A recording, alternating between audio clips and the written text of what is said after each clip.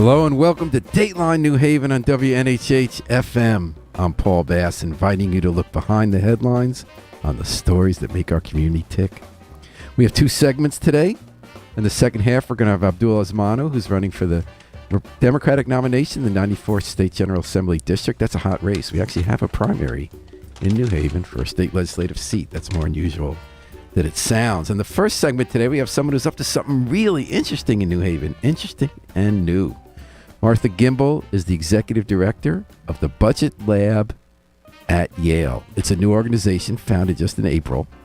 It's a nonpartisan policy center that's going to analyze federal proposals' impact on the economy.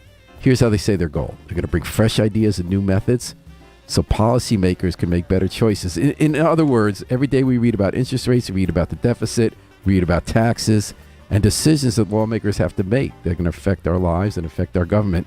And Martha's organization is going to help us understand what's at stake. Did I say it right, Martha? And welcome to Dateline New Haven. You said it exactly correctly. And thank you so much for having me. You know, it's interesting when you think about these issues, you know, when we follow the headlines, there's always so much drama and so much personality, right? Like, we don't like this person, we don't like that person. Someone said something stupid. Or people say that they think inflation's gone down when it's gone up and all that kind of stuff. But when pollsters call you on issues, like whenever I get pollster call about like the interest rates of the Fed, I realize that we don't really know what we're talking about, even after we read all those articles. Does that sound right? That most of us don't really have a deep understanding of how the Fed works, interest rates works, debt works, and all that kind of stuff. I mean, economics is complicated. One thing that I always reference is early on when inflation started to pick up after the pandemic, pollsters asked people what they would most want to be done to fight inflation.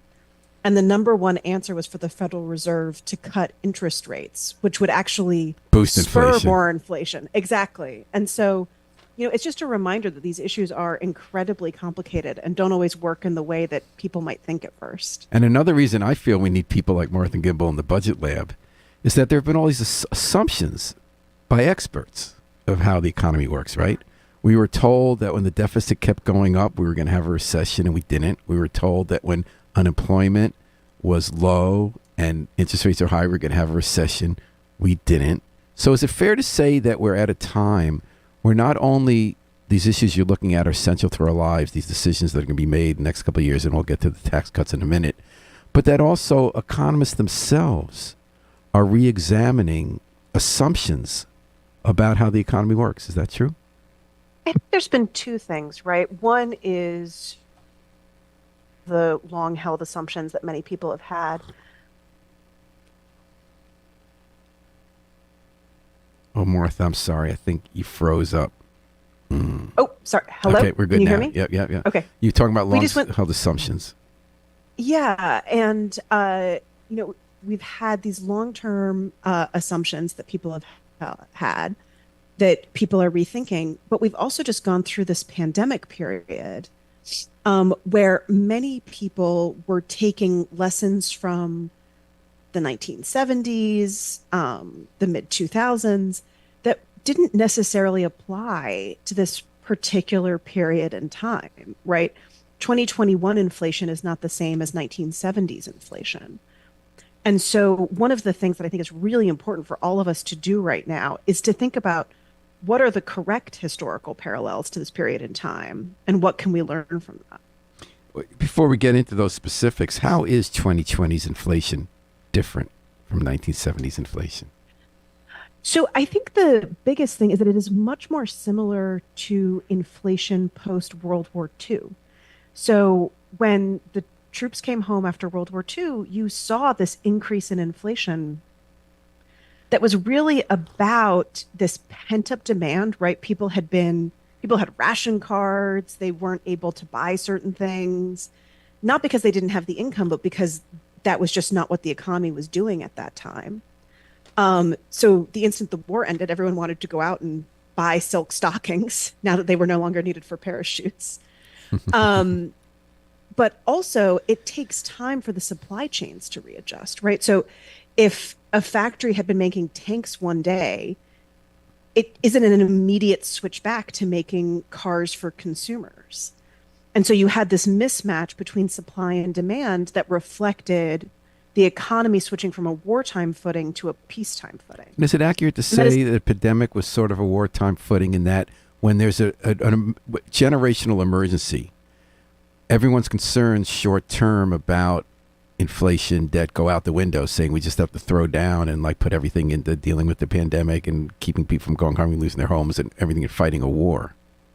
Exactly. And people weren't consuming not because they didn't want to consume or didn't have the income to consume, but because they couldn't. People weren't taking vacations, they weren't going to restaurants, they weren't going to theater. Not for typical recession reasons of you didn't have enough income usually, but because theaters weren't open. Restaurants were open, if they were open at a very small capacity. How is 1970s different? Was that about oil? You had oil, you had a Fed that had, not been responsive to some of these longer term inflation pressures that had been building up. And so, that was much more in some ways a conventional inflation shock that was allowed to get out of control, as opposed to we have this weird imbalance that has been caused by factors out of our control, but that we know will readjust. All right, we're talking to Martha Gimbel, the executive director of the Budget Lab at Yale. It's a new organization, a nine-policy center. It's going to help us understand what's at stake when our representatives are making the major decisions about federal policy over the next few years. Martha was a senior advisor at the White House Council of Economic Advisors. And why did you come to start the center? Why did you decide this was the next move in your life, and what are you hoping to accomplish? Yeah, so I started it with Danny Yegan, who's a professor at Berkeley, and Natasha Sarin, who's a professor at Yale Law School. And, the three of us were working in government and just started getting increasingly frustrated with how what we refer to as government scorekeepers, which I'll get to in a second, put out information about policies that policymakers are considering. So when I say government scorekeepers, I mean the Congressional Budget Office and the Joint Committee on Taxation, who, when legislation is proposed, as they've been instructed to by Congress, estimate the costs of that legislation. There's two major issues there. One is, and this is not a slam on CBO and JCT, they're doing what Congress has asked them to do. But when they evaluate those policies, they really look at costs. They don't look at benefits. And then also they only look over 10 years, but for some types of government investments, for a normal human, 10 years is a pretty long period. But for the government, it's not. And certain types of investments, like putting money into children or the climate, take a much longer period of time to pay off. I always joke that no 5-year-old has ever paid for themselves in 10 years. Uh-huh.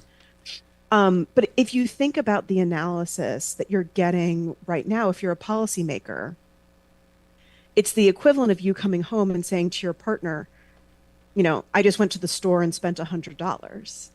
And your partner would presumably say to you, what did you get for the $100? Did you, was it on a coat? Was it on shoes? Why did you do that? And right now the information just, I spent $100. And there's no sense of what are the relative benefits? What's the return on investment? Will I have to spend $100 in 5 years because I spent it now? Exactly. There's all these questions that come up. See, what's interesting when I hear you say... we're hoping to fill that gap. That gap. When you talk about being nonpartisan, so I kind of feel as someone who doesn't have your knowledge, just reading the papers every day, that there's been this sort of bipartisan move to not looking at the long term. Because not that I'm not on either side of this, but traditionally I thought that Republicans were fiscal conservatives. They said we care about debt, we care about long-term costs, and Democrats say they were Keynesian at certain points in history. It's important to invest big and go into some debt, but not all the time, and that'll pay off. And then under the Trump administration, they passed tax cuts without revenue streams to pay for it, so under both Democrats and Republicans, debt goes up, so that now it's about to match and will soon exceed our GDP. So are you in fact going to be nonpartisan if you're going to be is the very act of suggesting that we look at long-term benefits and other costs, is that in fact a partisan statement against the bipartisan consensus that we've seen in Washington? I think it is a statement that we have to look at the evidence. I do think there's a broader issue, which is that, and this is not my particular area of expertise, I do numbers, but I do think it is hard because voters do not necessarily reward politicians for these types of long-term investments, right? They really like seeing their tax cuts now or, whatever benefit it is now. But that might not be the right long-term economic policy for the country. I can give you an example.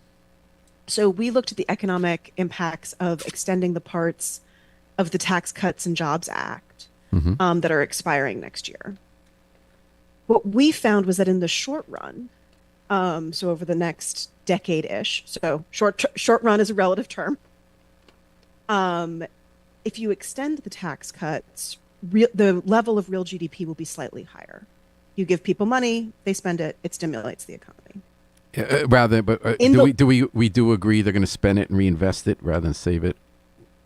Well, yes, it will. Consumers tend to spend. For people at the higher end, they do tend to do more savings, so you don't get as much stimulus coming from taxpayers at the higher end. And the TCJA the benefits of it are much more weighted towards higher income consumers, but they will still spend some of it. But in the long run, it actually slows the economy down because you pile up this debt, you increase the deficit, you crowd out private investment. And at the end of 30 years, the level of real GDP is much lower than it would have been if we hadn't extended. And debt is hard to talk about because I was looking at it's very hard to talk about. Wall Street Journal had an article the other day, quoting Paul Kennedy in The Rise and Fall of Great Powers, saying that often in history, when a country's debt exceeds its GDP, its gross domestic product, that's when they're in decline and they're not going to be able to have an ongoing economy. We're about getting there. So is it even less than 10 years that we're talking about that it's going to hurt our economy not to tackle debt? The United States is in a very privileged position when it comes to its debt, right? People still like to buy our debt. That's partly because we are a very politically safe place to do business. People trust the United States. And we'll come back to that in a second. I think one issue with people who are constantly talking about incoming debt crises is, many people have been saying that that's going to happen for quite some time and it hasn't happened yet. On the other hand, it's very easy to say, well, it hasn't happened yet, so it's never going to happen. There is some level of debt to GDP that is unsustainable and will cause investors to panic. We just don't know what it is. And I'm also wondering what's the looming crisis with commercial real estate, too, because the banks already are taking haircuts on all these commercial loans because people aren't coming back. Like in New Haven, we have a big place on Long Wharf that's now only 40% rented that had been strong for all this time, and the bank doesn't even think it's worth trying to collect that debt and foreclose. It's just going to sell it at a haircut. We know this is happening nationally. And I'm wondering whether mid-sized banks are going to see that rush happen fast and whether there could be a few bank failures that'll make all these questions come into. Are you looking at that at all? You see a pending bank? Because we had a scare last year. Right. We did have a scare last year that was, pretty well contained. And I think it speaks to how much, regulation on some of these issues has evolved. I think one piece of good news about what's happening in commercial real estate is it's somewhat of a rolling question, right? So not all of these loans are coming due at the same time. People have been very aware of this problem for several years. And so banks have been able to start taking, for lack of a better phrasing, evasive maneuvers to try to control the problem. And I wonder if you were still at the White House. Oh, that being said, I'm sorry. I'm sorry to interrupt. That being said, things don't look like a crisis until they're a crisis. And so there are plenty of people in 2005 who were saying not so worried about the housing market. Well, I'm wondering if you were at the Council of Economic Advisors today, whether you'd be saying at a meeting, can we check in with local governments about how quickly we can enable the shift to housing and other uses at these commercial buildings? Because that kind of stuff gets tied up for years with zoning, or whether that's going to make those destination retail, that would be the ways if you can make that transition happen faster. So I will state I am not a housing expert. I will say that this White House has put out some policies recently to try to make it easier and to encourage some of those conversions for commercial real estate to, for instance, more residential properties. But it is going to take time. And there are all these incredibly difficult questions because commercial real estate is just built differently than residential real estate. Yeah. And Like so, windows in the basement. Yeah. exactly. And so I think it's very easy to say, in principle, yes, of course, that is the obvious thing that we should do with these properties. But it's going to take time and it is going to take resources. And so we'll have to see how that shakes out. Martha Gimbel is executive director of the Budget Lab at Yale. She's touched on a few minutes ago with an acronym people might not be familiar with. It's what I think we can agree is going to be one of the big issues of 2025. So this year, while we're all talking about personalities, about the quest for power and elections, this time bomb might go off in 2025, which is that the Tax Cuts and Jobs Act is expiring. Those are tax cuts passed in 2017, expire, and now there's a big argument starting, and it's going to be the big decision next year. Do we keep all the tax cuts in place? Do we keep them as the Trump administration Trump team is suggesting? Biden's team says we want to keep it for people, I think, making up to $400,000, if I'm not mistaken, and that for wealthier people to get rid of their tax cuts, whether you raise taxes to pay for the tax cuts staying permanent or whether, and I found this really interesting, members of the Trump team talking about using tariffs to make up the lost revenue, which has a whole new debate based on old models of thinking and new models of thinking economics about whether overall you hurt the economy with tariffs so you don't get the money and all that. So basically short term, to summarize it, is this going to be a big focus of yours? You've already started work in your first 2 months looking at what's going to happen with the Tax Cuts and Jobs Act sunsetting next year. What are you finding out and what are you getting ready to help us understand? So yes, it's going to be a huge focus of ours because that's where we think, no matter who wins in November, no matter who wins the Senate, who wins the House, that it's going to be a huge topic of conversation in DC. Part of it will be putting out these scores of different proposals and looking over the long run and trying to really steer policymakers to not just think about 2025, 2026, 2027, but think about what this means for the next generation and our children. Also thinking about what this looks like distributionally. It's very easy to say, we should lower tax rates by X amount, or we should change the corporate tax rate to this.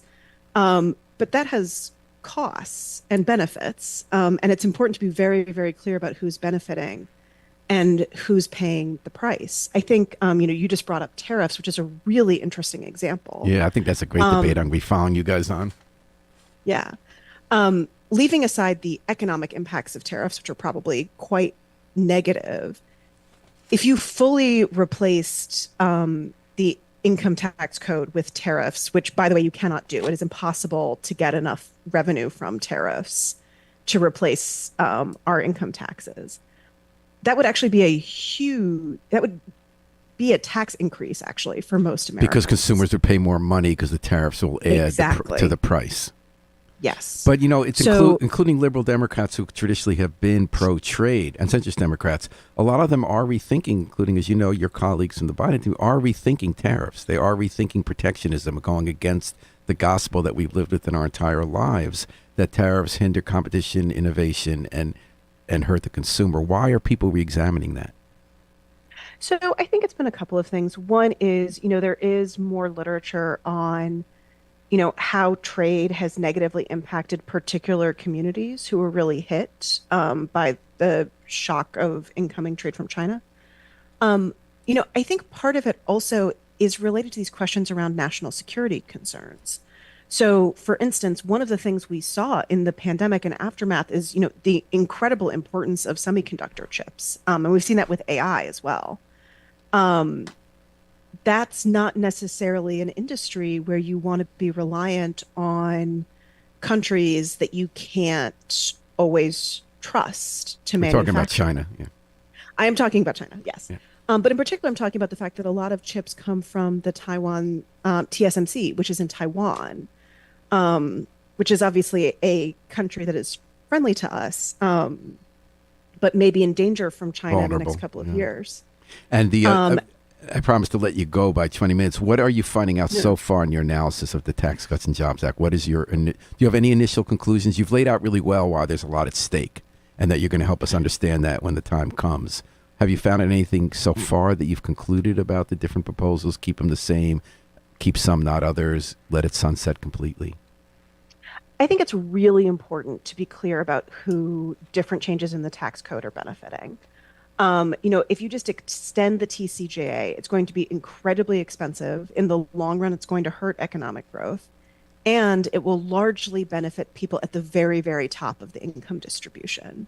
And so it's important to figure out if there's a version of the tax code that, perhaps shares benefits more widely and that doesn't have the same implications for our debt and deficit. So now you're an expert, I'm not. Whenever I see middle-class tax cut, I interpret that as politicians trying to get reelected and not being outflanked by the other side saying we're against you ever paying taxes. But in fact, it's a hidden stress on the economy and GDP.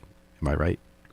I mean, I think the thing about the phrase middle class, right, is that everyone thinks they're middle class. Yeah. And so if someone's talking about middle class X or middle class Y, it's really important to dig into that and figure out what really are the income levels that are benefiting and who's paying. And is it fair to say that when people talk on the one hand about tax cuts can promote economic growth, but they shouldn't be permanent, they need to be paid for, and that Keynesians have traditionally said that well-timed government investment that increases the deficit should also be temporary at the right time but can increase growth?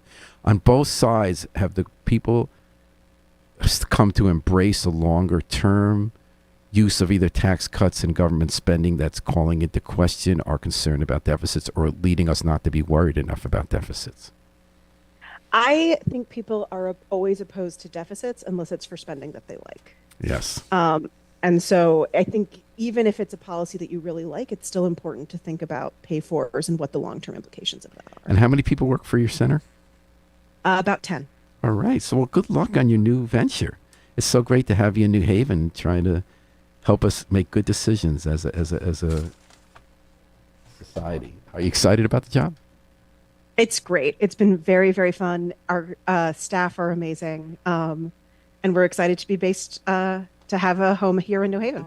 Well, we're glad to have you. And thanks for making time to be on Dateline New Haven.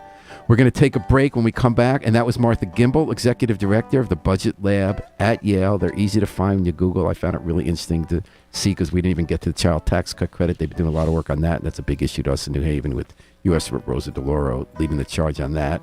We're going to take a break with the Afro-Semitic Experience performing I Wish I Knew How It'd Feel to Be Free from the group CD A Plea for Peace. Thank you to Martha Gimbel for joining us. And after the break, we'll be back with Abdul Osmanu, candidate for the Democratic nomination for the General Assembly, 94th General Assembly seat. So hold tight.